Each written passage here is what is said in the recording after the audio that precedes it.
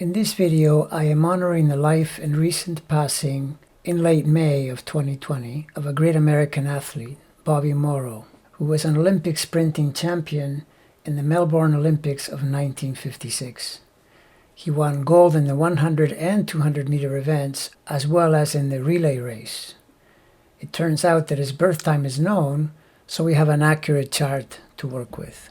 Morrow's is a great chart to learn astrology from because the planetary correlations are quite remarkable and provide a number of great illustrations showing how astrology works as it describes his talents, character, and life events. As a great runner, notice Saturn in Pisces, the sign of feet, in the third sign, the place of moving about and therefore running.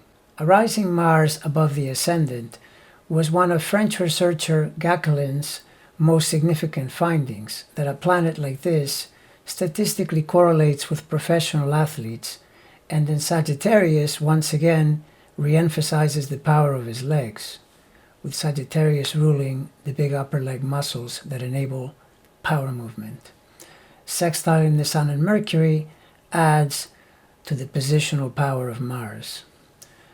Morrow was known as a very stylish, graceful runner with excellent relaxed form, a description that well matches his 10th house Libra Sun and his public image. The Moon in Gemini is another reinforcement to the theme of running, as the natural sign of the third house, and Uranus, the planetary correlation of speed, is in the heart of the 5th sign of talents and exactly trine his ascendant.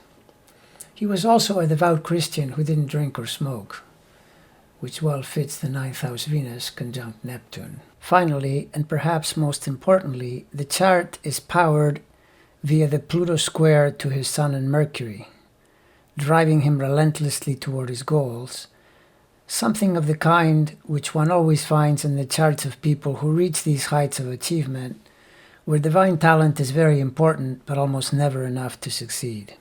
At the time of his phenomenal triple victory in the Olympics in late November of '56, Jupiter was quite elevated in his chart, getting near the zenith point in early Libra, as it also sextiled itself and natal Pluto. Transiting in the 9th also correlates with success in a foreign land at that time. And his athletic Mars was in pretty close trine to natal Jupiter.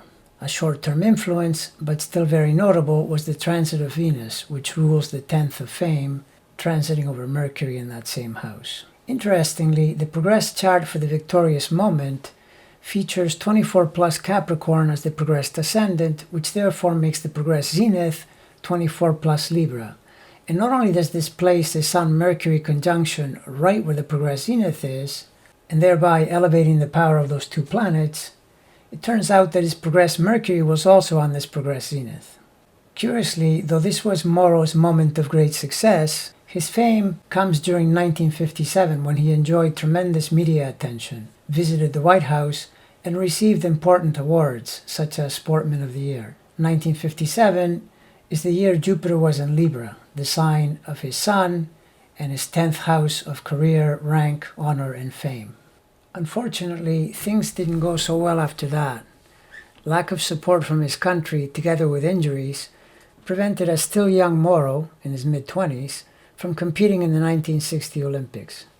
A groin injury links to natal Jupiter in Scorpio ruling his 12th, and transiting through that very 12th when it happened, followed by leg problems that correlate with Saturn going over the 12th house Mars.